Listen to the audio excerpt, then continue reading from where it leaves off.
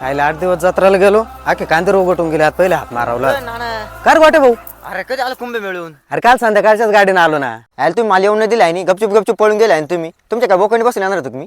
हे गोटे भाऊ या बाय आमचा बोकंडाही मोकळा नाही. आम्हाला काय तुला बोकंडी बसून नव्हतं न्यायचं पण बरं झालं नाही आला.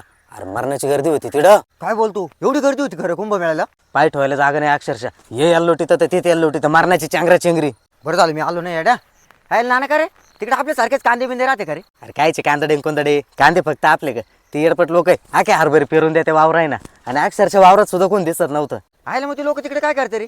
अरे कायचे काय काम करते रेल्वेत बसत त्या गाड्या भरून भरून आपले काय येते ते. मग त्याच्यामुळे तर आपल्या पोरायला ड्युट्या नाही भेटते ना. आपले पोर बेरोजगार का बरे यांच्यामुळं. अरे नाना खरं बघ तुझं.